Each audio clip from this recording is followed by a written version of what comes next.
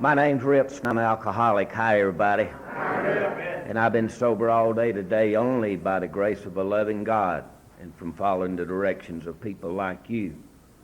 And I'm grateful to be here, and I'm grateful to be a part of this thing. It's been a tough week, but I'm okay today, and I'll share a little bit about that. A few things I want to point out. I want to thank the committee for asking me to come. I've been coming for several years to this conference, and a lot of things has happened to me up here as a result of this conference, and you wonderful people that's become real important in my life. I've been able to become aware of some things that, and then I've been able to understand that sometimes when I think it's the end, it's only the beginning. And I've had a couple of years in a row up here that such things as this has happened. And Jack called me, and anytime anyone calls me to participate in Alcoholics Anonymous, I'm always reminded of what my sponsor says. He says, Rip, you always go. It's not important how good you do.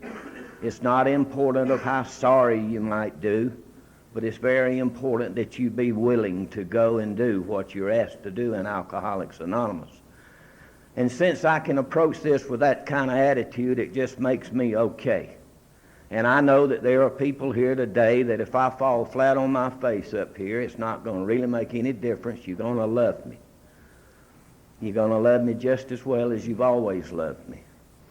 And so that's why I'm here today. I was asked to come. I hoped I would have been here anyway whether I'd been asked to come to participate. I'm sorry that I missed the meetings prior to last night. Those circumstances I could not help. I received a blessing last Wednesday night. We were preparing to come up here, and my wife's sponsor and a very, very dear friend of mine died that night, and so we had to attend her funeral yesterday, and I got a blessing out of that. I was supposed to have been at that funeral yesterday, and I was able to be there sober. And I was supposed to have gotten here last night, and I was able to do that sober. And for this drunk, that's a miracle to be able to do two things, to meet two responsibilities in one day and stay sober. So I received a blessing. And I came in last night, Linda and I, we were tired. It's been hectic since Wednesday, and you people were the same. And you hugged us, and you greeted us, and you shook our hands, and God, you don't know how much that meant. You just don't know. I was sharing with Jack this morning. I hope Alcoholics Anonymous never gets to the point to where we can quit hugging and we can keep shaking, because, you know, that's probably why I'm here. And I'll share that a little later. I'm one of those alcoholics that I quit drinking many, many times in my life, and I didn't get no better. And I nearly died thinking that if I could just stop drinking, everything was going to get all right. And like I said, circumstances and situations caused me to stop drinking many, many times. But I never did get all right. And as a result of me not getting all right, I always had to go back and do what I knew that maybe would give me a little bit of relief, and that was to take a drink. If I understand my program of recovery as outlined in the big book of Alcoholics Anonymous, I know a little bit more about that today. Because, see, my real problem, the problem with Rip, started long before I ever took a drink. And I know now why I drank, and I know now why I always went back to that drink. Because, folks, I hadn't really dealt with the problem. And I love the people today that says, you know, I'm the problem, and I still am the problem. I identify with that. My real problem started, and it was a morning such as this Sunday morning, and it was on a Sunday morning. And I was about 6 years old, and my mother got me up and dressed me for church. There was really nothing unusual about that. I had already become a Baptist, and nobody had asked me if I believed to be a Baptist or if I wanted to be a Baptist. I just had become a Baptist. Really didn't know what they were talking about, but there I was. So she dressed me up this Sunday morning, and it was a little white suit, and it was trimmed in red, and I can remember it just as well if she'd have dressed me up this morning. And I got this feeling, and I got this idea that I didn't want to wear this little outfit to church. But my mother made me. And I told myself, and I know this today, I told myself the first lie that I ever told me. And this is what I told Rip. I said, if your mother loved you, she wouldn't make you wear this. And I felt that, and I believed that, and I believed that until I got to you people. I believed that for over 30 years, and it all started that Sunday morning. Shortly after that, I heard my mother praying at night, and her prayers went such as this: if my son ever takes a drink of alcohol, God, I hope you'll take his breath. Now I knew that mother didn't love me, and I needed to be loved, and I didn't feel like I was loved. And now I'm hearing all of this stuff, and because, see, mother knew a lot about alcoholism. I didn't know nothing about alcoholism, but she did. And I had to learn that from you people. Shortly after that, I went to school, and I looked around, and some of those people had a little more than I had. And you know who I blamed? I blamed mother. If mother only loved me, I would have as good as they had. I never had the ability to look at somebody that had less than I had till I come to you people. I always focused on the people that had more than I had. And this is the way I set out in life. While I was in that school, I learned this here. If I was real sweet to people, if I could give people something, they'd tell me that they liked me, and I wanted to be liked, and I wanted to be cared for. And so I began to somewhat steal. I'd steal from somebody that had something, give it to somebody that didn't have something, because then I could control them, and I felt like that they loved me, and I became a part of. And here's the way I was, and I hadn't drank no alcohol yet. I knew a lot about alcoholism. My father drank alcohol, and I knew it caused problems, and I knew it caused sicknesses, and I knew it just caused a lot of problems in that home. But yet, at the age of 16 years old, myself and two guys was out after a ball game one night, and they decided to drink a beer. And see, I'm with these other two guys, and I wanted to be okay with them. And I drank that beer, and I hate that beer, but I got it down because, you know, I wanted to be a part of. I wanted them to care about me. And I got that beer down, and something happened. And I think that's why most of us are here today. Something happened. A brief period of time in there, I just got okay. It really didn't matter what mother was praying, and it really didn't matter nothing. I was just all right. And I know now that I fell in love with that. Shortly after that, we went and got a pint of old cheap port sherry wine, and I forced it down. Well, somewhere along in there, I got too much, and I got sick, and I threw up, and they carried me home, and I messed up the house, and I lied about the whole deal. And I got up the next morning, and I put this marvelous brain of mine together. I said, man, it was just great last night for a short period of time, and something happened. And you know what I did. I went back and I recollected exactly what I did that night. I drank that beer and I drank that old wine and I smoked that cigar, and I said, that's it. If I hadn't have smoked that cigar, I never would have gotten sick. It took me a long time to understand the significance of that. But for the next 30 years, I was going to blame everything in this world for the results of how I felt and what I did, other than I had drank alcohol. I started off the first night blaming the cigar. And then it was people, places, and things, and circumstances, and it was God, and it was everything else, the reason I was like I was. I was able to finish school, and I moved down to Waycross, Georgia, and I began working with the old Atlantic Coastline Railroad there, and I stayed there for a period of a year and was drafted into the Korean conflict. And back then it was the duty, if you was drafted, you just win. You didn't ask no questions, and I did that, and I'm glad that I did.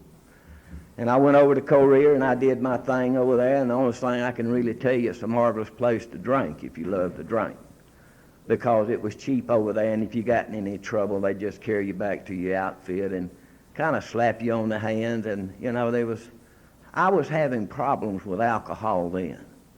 I was having a lot of problems with alcohol then, but I didn't know that.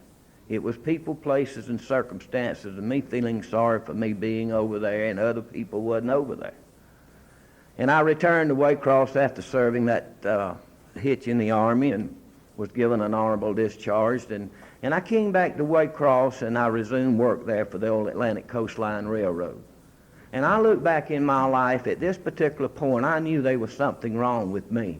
I knew that I shouldn't feel the way I felt. I knew I shouldn't be hating Mother, but I was. And I knew I shouldn't be doing some of the things that I was doing, but I was. And I asked a wise old man down there one day, you know, I said, I'm just, for some reason I don't fit in, and I don't know what's wrong with me. And he says, Rip, you need to get back into the church. And I did. And I went over there and I got back into this little old Baptist church there that I'd become a member of. And I took a real active part in that church. I helped them with a building program, and I was teaching a junior Sunday school class, and I was doing all of these things for the wrong reason. And I'm honest enough to tell you that today. And I was doing all of these things because those people would love me and they would accept me, and it had nothing to do with God. It had nothing whatsoever to do with God. I was putting up this front, and I'd gotten good at that, you know. And I was wanting these people to just like me. Had a lot to do with people, but it had nothing to do with God, and I know that this morning. And I was this fake. I was able to con, lie, manipulate this beautiful young lady into becoming my wife. Barney talked a little about that last night, of how good we are at that, and I was able to do that, and she was a wonderful person. She still is a wonderful person today. And we set out to be man and wife, and my alcoholism is getting worse and worse and worse, and I have no idea what's wrong with me. I have none whatsoever. I have justifications for everything in this world that I do. God was good to us. We were blessed with 2 wonderful children, and I look back in my life at this particular time. I had everything in this world any normal, average human being could have wanted. I had a good job. I had a good wife. I had many, many friends, and you know, I had my military behind me. I had the GI Bill of Rights. I had everything in this world going for me, but I also had the disease of alcoholism going for me, and I didn't know nothing about that. And I continued to do what I wanted to do when I wanted to do it and how I wanted to do it. And if you're here this morning and if you believe in that, you can't win. You just can't win. But this is all I knew to do. And you know, and the drinking was increasing, and the trouble was increasing, and all of this. Some years later, my wife stood this as long as she could stand it, and I was put out of that home. And that has become a blessing in my life. She couldn't stand it anymore, and I was put out of that home, and of course I moped around there, and I felt sorry for me, and I blamed her for all of the things I did, and really the only thing I had did was drag alcoholism into that family. But I was put out to go to the gutter. It's my privilege today to work with a lot of people suffering from the disease of alcoholism, and I see it happening on a weekly basis, of people going and taking a gutter and dragging it into a $200,000 home or a $50,000 home and completely destroying that home. But see, this was a wise woman, and she put me out, and that home was not destroyed as a result of me. And I had to go to wherever I had to go, and if she'd have held on to me, and if those children had held on to me, I'd have took them with me. Not because I wanted to, but because I didn't know how not to. And I was going to have to go. So shortly after that, I was dismissed from the old Atlantic Coastline Railroad. I was fired. And the reason I was fired is I showed up, I was drunk. And they fired me, and that became a blessing also. Now, it wasn't a blessing. I'm like Barney. When this stuff was going on, it wasn't a blessing. But I roamed the streets of Waycross, and I did what I needed to do. I conned, lied, manipulated, and cheated because, see, that's all I know how to do. And I drank alcohol because I don't know how to do nothing else. And that all started when I was 6 years old. And that's all of the life that I really knew. And I guess I'd roamed, and I'd used up everybody that would allow me to let me use them. And I wound up in Waycross on Memorial Drive, which is US 1, goes through the heart of Waycross, and I wound up in the back end of a service station down there sleeping in a wrecked car. And prior to that, I'd had many, many opportunities to be most anything any individual could have wanted, and here I was. And that's where I needed to be, folks, because something was fixing to happen. And I was laying back there one morning, and a friend of mine that I'd worked on with the railroad, Cornell, and I was talking about him last night, he came back there to see me one day. And I knew this guy. I had hunted with him. I'd fished with him. I had never really noticed that he didn't drink. I was always so consumed in my drinking. This man had never said anything to me about my drinking.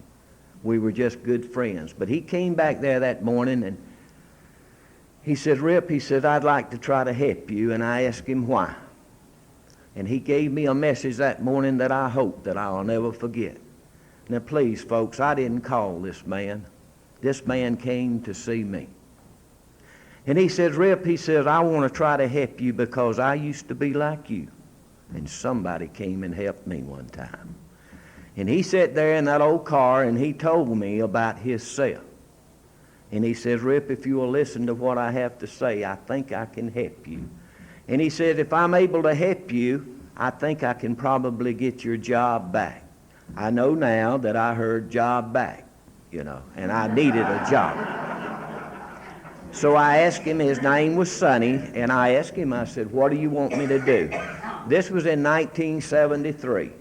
And in 1973, through some efforts of some recovering people, and I think Dr. John was involved in it, they were able to go to Waycross and persuade the governor of the state of Georgia that somebody needed to try to help some alcoholics. And they had started a state treatment facility there in Waycross. And Sonny carried me up there and checked me in there. And I went there and I learned. My mind was pretty sharp then, and I learned about your 12 steps. And I learned about your 12 traditions and your easy does it and your 1 days at a time. And I memorized all of this stuff, and I left from there at the end of 30 days, and I just knew that I'd never take a drink again. And 4 days later, they carried me back in there because I left from there the same person that went in there. I had a head full of knowledge, and that's all in this world I had. And the big book tells me that knowledge alone is not the solution. And I needed to experience that in working with other people today. I needed to know that, knowing all of this stuff really has nothing to do with staying sober. So one more time I went back in there and I was detoxed, and they moved me down there to a halfway house, which is still down there today. And I began somewhat of the most miserable 10 years of my life. I was living in this halfway house. Sonny had, through some miracle, returned me to work, and I never really understood that, and maybe I don't need to understand that. But I was back working, living in a halfway house, going to Alcoholics Anonymous, sometimes drinking, and this is my story, and this is the only one I got, and sometimes not drinking. But I kept going. And here's what Alcoholics Anonymous done for this drunk. Same thing you did for me last night. You hugged me, and you welcomed me, and you said, Rip, come on in, we love you, and have a cup of coffee. They never told me not to come, that you've been drinking, Rip. They said, come on in, we love you, and we need you. I didn't understand that, but I understood the hugs, and I understood the handshakes, and I kept doing that. Sometimes I'd go, I hadn't had a drink, and I'd hear some joker jump up and start talking about how great it was and me living in a halfway house and trying not to drink but having to drink, and I'd leave that meeting and go get me a drink. But I did this, folks, for nearly 8 years. And thank God Alcoholics Anonymous stayed the same. Thank God they never changed. And at the end of that 8 years, I had reached a point in my life to where about the most I had ever attained was maybe 9 months of being dry. And that's as far as I could get. But the last 2 years that I drank alcohol is what I wanted to remember. And the best I can put it together, I went crazy. I didn't know nothing else to do. I had blamed everybody in this world that I could blame for my condition. And I had did everything within my power to stop it, but I couldn't. And so I kind of accepted it like this. Well, this is the way it's going to be. God's punishing me for what I've done. I can't live. I can't die. and I guess I'll just exist until the time comes to die. I'd gotten to the point that each time I drank, I was in worse shape after I drank than I was before I drank. It wasn't working anymore. I had withdrawn from everybody that would spend 5 minutes for me. I had even quit going to AA now. This is the last couple of years that I drank. And I couldn't get nothing to happen. And I'd pick up a newspaper there at home, and I'd read where some prominent citizen had died, and I'd cuss God. I wanted to die, and I couldn't die. And I'd say, why you let so-and-so die, and I can't die? I didn't have enough guts to kill myself, and I think I know the reason for that today. But there I was just existing, a hull of a man, had no feelings, was nothing. I was void of anything that had anything whatsoever to do with good, morally, or anything else. And I stayed in that condition for nearly 2 years. On May the 2nd, 1983, I got up that morning, and that morning had been no different than a many, many morning had been in my life. I got up and I needed a drink. I'd slept for a couple hours, and I'm beginning to shake. Now, prior to this, I had experienced the emergency rooms and all of this. And I'd get into the DTs and hallucinations, and somebody'd throw me over there in that emergency room there at home, and the doctors would laugh at me, and the nurses would laugh at me. And so I had learned that if I'll just keep drinking, I won't have to go back over there. If it's not doing me any good, but at least it's keeping the hallucinations and the DTs down. So I got in there and I took me a drink. I didn't have to go to work today. How I kept the job, I'll never know. And maybe I'm not supposed to know, but I was still working when I could, which was very, very little. I had a bunch of marvelous keepers out there, and I didn't work very much. I worked just enough to keep me something to drink.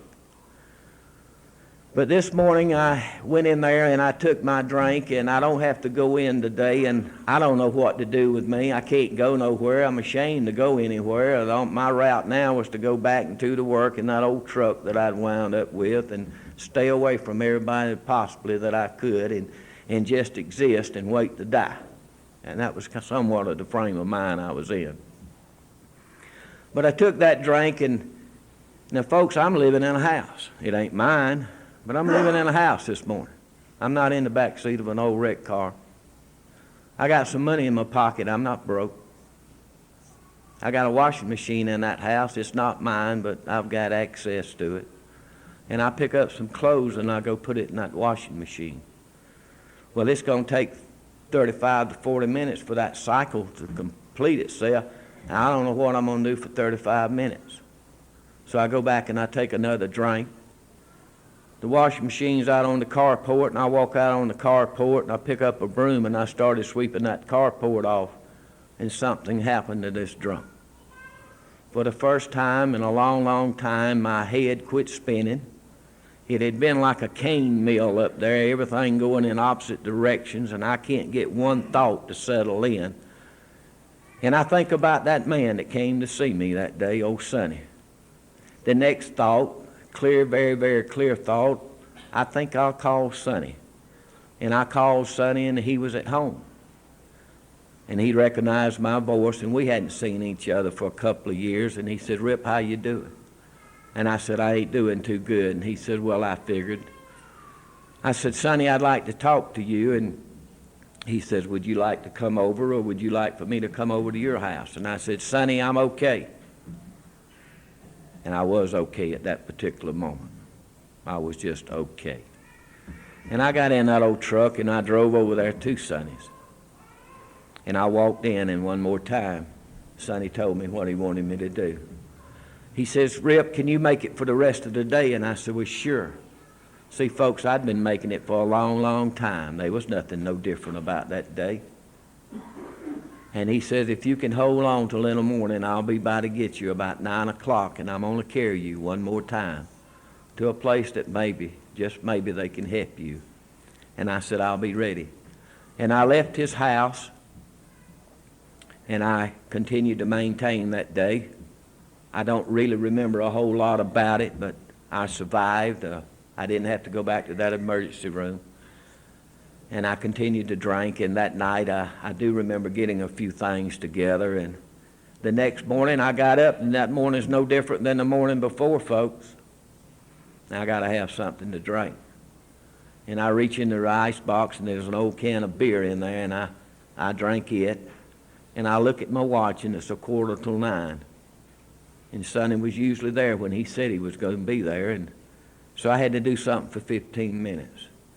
And I remembered an old beer that I'd hauled around the back end of that truck. It'd rolled around there and beat most of the paint off the can, but I went out there and I got it, and I drank it, and Sonny came by. And that was May the 2nd, 1983. He came by and he picked me up and he carried me over to Statesboro, Georgia to Willingway Hospital, and they checked me in, and that was really nothing new. I'd been in those places before, and there was really nothing different. And they checked me in there, and they began to detox me, and after 5 or 6 days, I met this counselor, and he was a drunk like me. And he and I sat down, and we began to talk. And he said, "Rip, you've had a hell of a time." And I said, "Yeah, I have." He said, "I want to ask you a few questions." And I said, "Well, shoot." He told me about himself, and I kind of liked this guy because he'd been a lot of places that I'd been desperately and hopelessly. And he said, "I want to ask you, do you believe in God?" And I said, "Lord, there's no way I can believe in God." And I'll never forget this. He said, "That's okay. You don't have to." He said, "Do you believe in Alcoholics Anonymous?" And I said, "Yeah." And he says, "Why, Rip?" He said, "This never worked for you." I said, "I've been going to Alcoholics Anonymous off and on since 1973. And they've allowed me to go to those meetings and sit with those people, and I've seen drunks like me get sober. I've never been able to get sober, but I know that there is a possibility." He said, "Rip, that's the only thing that you got to believe." He says, "Are you willing to do something for me?" And I said, "Yes." He pulled out a yellow ledger, and he wrote on this old yellow ledger. He said, "Every morning when you get up, I want you to ask God, a God that you don't understand and you don't need to understand. But I want you to ask Him to help you to stay sober." And he says, "Don't you dare ask Him for anything else." And I asked him why. And he says, "Because if you do, you'll mess the prayer up." And he had me, folks. He had me. I had prayed half of my life, not a humble, sincere prayer. I had sent up a bunch of bargains and deals is all I'd ever did. If you'll do this, I'll do that.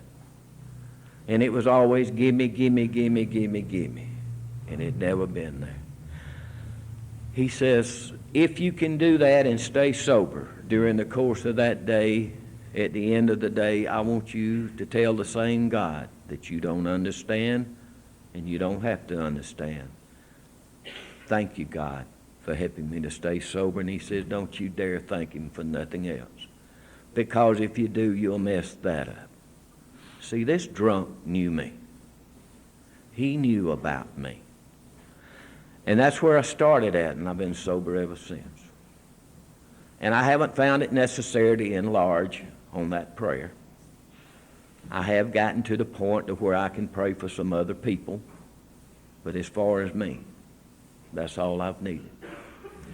And you people, is God help me to stay sober and thank you at night, and you people have done the rest. I stayed there as long as I was supposed to, and I left from there scared to death. And I went back home, and Sonny had told me about 11 o'clock meeting that had started there in Waycross, and I left Statesboro, and I went back, got there at that meeting that morning, and I walked in there and see Alcoholics Anonymous hadn't changed. They said, "Rip, we love you. We're glad you're here.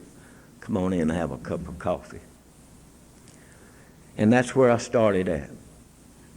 And I That's still my home group today. And those people slowly began to mold me into something or another, or give me the orderly directions that I needed. I was there for a short period of time, and this old man came along and began to take up a lot of time with me. I didn't ask this fellow to help me. This man came to me. And he began to carry me to meetings all over South Georgia. He never sent me to a meeting. He carried me to meetings, and we began, and I didn't know what we were doing. I knew we were going to meetings, and I had been told to go to meetings. And folks, this fear became a positive motivator into my life, the fear of getting drunk. If I don't do certain things, I'll get drunk. And I'm honest enough to stand here this morning and tell you that fear is still very, very positive in my life. The fear of going back there to where, I had been at. So we started, and Juke began to take up all this time with me, and we went to a meeting in the morning, and we went to one at night. I was working the third shift at the railroad. Back at the railroad, all I've ever did. And we could go to a meeting at 11 o'clock in the morning, and I'd sleep a little while, and then we'd go to one at 8:30 at night somewhere. If I happened to be off, we'd travel maybe to Brunswick or Hazelhurst, but we stayed within those limits to where I could get back and get to work. He told me that was my responsibility, was to get to work. And so he didn't let the meetings interfere with the work, or he didn't let the work interfere with the meetings. And that man began to show me, not teach me. That man began to show me how to live. And I fell in love with that man because that man expressed his love to me. He took up for me. He said, "They can't nobody cuss him but me." And the man never cussed me as long as he lived. He took me and he loved me, and he walked me through the program of Alcoholics Anonymous, the 12 steps of this program. And I didn't even know we was doing it. But this is what he did. He set an example of what a sober alcoholic in Alcoholics Anonymous is really supposed to be all about. Just a loving, decent human being that cares for somebody else on the face of this earth other than self. And that's the way this man was. About 2 years of me not drinking and us going to many, many meetings, and me beginning to act like he acted, my life started getting better. I like to say this: when I quit acting the way Rip knew to act, and I began to act the way I should act, I got better. And he had to show me that. My mind wouldn't comprehend it. I was still a basket case, still am today. But he taught me how. He showed me how, to be a decent human being. We was over at Columbus at the state convention. It was Sunday morning, same as it's Sunday morning here. And an old man, we called him Woody. He's passed away now. He was at the podium that Sunday morning sharing his experiences, and I could relate so much. He'd had a hard time getting sober too, and something had happened, and he'd been sober ever since. And here it was, 2 years, the longest I'd ever been since I began drinking at 16, and I hadn't had nothing to drink. And here it was, 2 years, and I didn't really understand why. And I was afraid to ask Juke. That was my sponsor's name, Juke. So this Sunday morning, this man used from the podium 2 words that I had never heard in Alcoholics Anonymous before, of the reason he was sober. It had probably been used in Alcoholics Anonymous, but I had not heard it. He said he was sober because of divine intervention into his life. And I left Columbus at that state convention knowing one thing: what had happened to me the morning I was sweeping that carport off. Everybody in this world had intervened. I had tried to intervene. The law had intervened. The family, the railroad, everybody had intervened to no avail. And here I was 2 years sober. And on the way home from Columbus, I told Juke, I said, Juke, for the first time, I believe I know why I'm sober. And he says, why is that, Rip? And I said, you know, I believe God intervened into my life. Probably the first time he ever cussed me. He said, that's right, you SOB, and don't you ever forget it. And I haven't forgot it. And Lord, I pray I never forget it, of why this drunk's sober. See, it ain't so much of what I have done. It's still not so much of what I do. It's what's been done for me that I'm most grateful for. There's no way in this world I could have gotten sober. I tried that. And something happened and I was sober. There's no way in this world I could have comprehended of what I was supposed to do. But God sent Juke along to show me what to do. And that's where we started at. And I went back home and thank God. And I heard y'all thank them last night for Bob and Ruth over here. I didn't know nothing about tapes or anything else, but Juke did. And they were sending old Juke them tapes, and I was taking them tapes home and listening to them, and I'd hear something in a meeting, and I didn't know what they were talking about. And I'd go home, and I'd find me a tape, and they'd explain it to where this drunk could understand it. And I began to understand words meant different things than I thought they meant. I began to learn a little bit about what really love is. I began to really learn selfishness and self-centeredness. And I was in so much denial of all this stuff and really didn't know. Long about this time, too, and it all happened the way it was supposed to, I'm still mad at Mother. I'm still hating Mother. I had did the best I could with the 4th step, the 5th step, but I still had this thing in here about Mother. And I had hated Mother now for 30 years. And my mother had been dead now for 5 years. And I went into a meeting and I knew that I had to do something, but I didn't know what to do one more time. I had talked with a lot of people, and all the people had told me that you got to get rid of it. And I don't guess I was ready to hear it because I don't recall nobody really telling me. But I went into this meeting this particular day, and a fellow opened up the big book of Alcoholics Anonymous to the chapter Freedom of Bondage. I'm 2 years now, a little over 2 years, and my mind's a little better, and I guess this was when the big book needed to be opened. And he opened it up, and he showed me in that Freedom of Bondage back there what I needed to do. And I left, and I began that process, and somewhere along the way, it worked. It did exactly what it said it'd do. And I know now, and I knew then, and me and Mother's been okay ever since. Because I know without any reservations that my mother dressed me up at 6 years old that Sunday morning because she loved me and she wanted to show me off. Had nothing to do with hate. And I know now without any reservation that the prayers that my mother sent up, that if her son ever drank, she hoped God would take his breath. Because Mother knew a lot about alcoholism.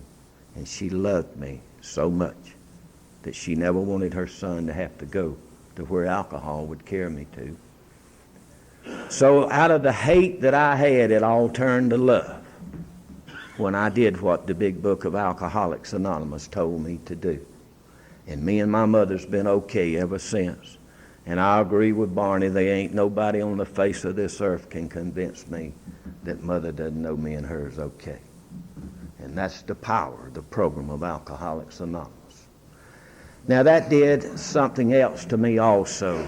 It sold me on the big book, and it sold me on the real program of Alcoholics Anonymous.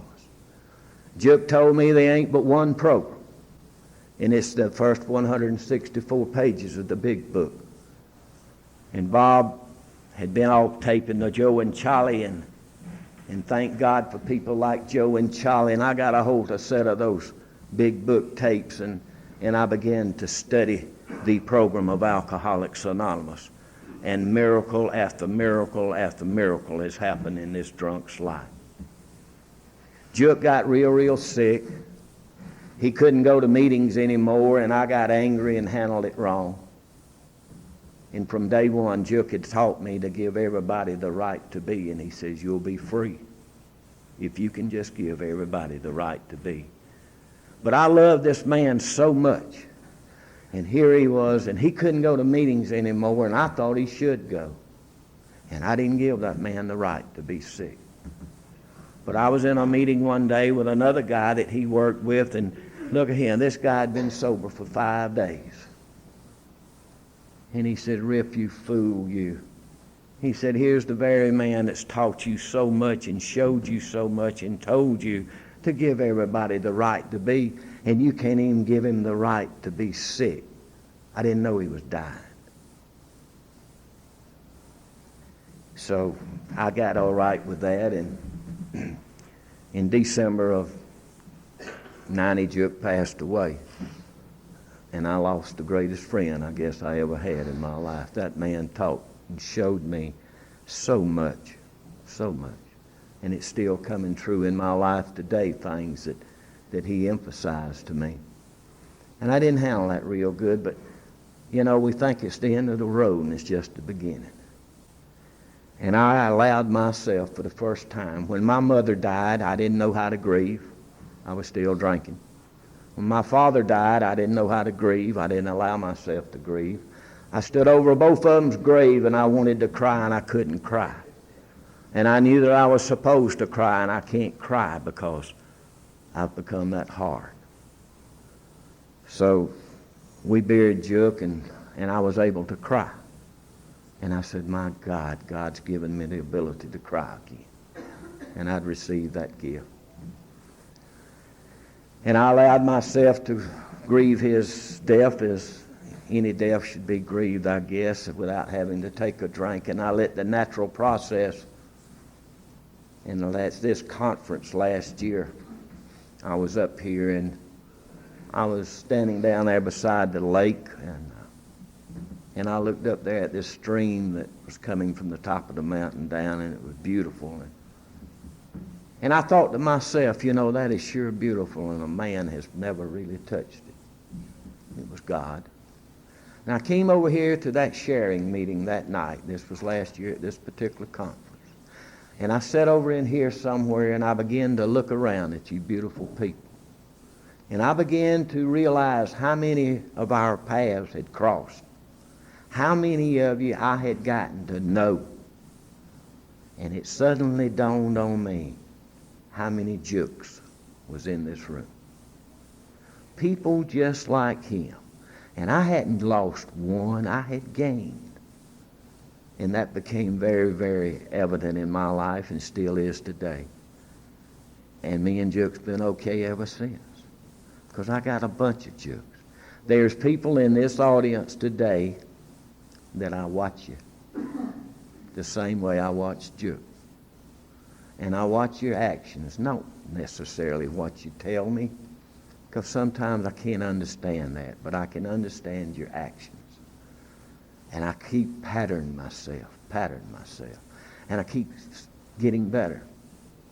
Now it come time for Linda, and I've left out several marriages in there. I get tangled up in them. I was a real alcoholic, you know. I needed somebody to look after me, but Linda and I had met. I had become active in service work in Alcoholics Anonymous, and she and I had met at the State Assembly in Macon and roundups such as this. I believed in going and still do. Get to meet a lot of people and hear a wonderful bunch of things, and just keep meeting people. But we became real friends. And it was through this lady that we buried yesterday, which was Linda's sponsor, and another great friend of mine, that she kind of put Linda and I together. And we became great friends. And I remember going to see Linda for the first time. It took me nearly a year to muster up enough courage to ask Linda if I could come to see her. And she told me sure, and she was living about 70 miles from Waycross. So I was on the way over to see her, and I became real scared again. And I didn't know why, but you people had taught me to look inside of me and see why I was feeling the way I was feeling. And I did that. And I found a prize. I looked in there, and for the first time in my life, I was on the way to see this beautiful young lady, and I didn't want to hurt her. And I was afraid that I might say something that would hurt her, or I was afraid I might do something. And I didn't want to con, and I didn't want to manipulate, and I didn't want to lie. And that was the first time in my life that I hadn't wanted to do whatever I wanted to do to get whatever I wanted. And I suddenly realized how much I cared about somebody else other than myself. And Linda and I was married, and it's been good. I know about those conversations, but we don't scream, we don't holler. Linda works a real good program, and it's become somewhat in our home. Sometimes I'm the sickest person in that home, but Linda at those particular times is strong. And sometimes Linda gets sick, but that's those times that I'm strong. And so far, one of us has been able to always be there for the other one to lean on when it's going gets tough. And that's kind of the situation we've been in for the last few days, but you know, we're all right. We were married in 1987. I tore up my back with that railroad. That's all I'd ever did. And the railroad told me that I could not work anymore. Then they retired me on disability. And I didn't know what I was going to do. But you people had taught me to accept that. And that's what I did. I didn't know what I was going to do. I was scared to death. Linda and I just married. And I didn't know what was going to happen. But I accepted it. I accepted the reality that, number one, Rip, you can't work anymore for the railroad. There again, I thought, this is the end of the road. It was only the beginning. Shortly after that, people came by and asked me if I would do some work with other drunks like myself and try to help some family members down there in Waycross, and there I was again. Got a better job than the one that I'd walked off from. Here's what I wanted to do. Because my sponsor, Joe, had taught me from day one the importance. And Sonny had taught me the importance. And this is Rip's way of doing it. And nobody has to do it like I do it.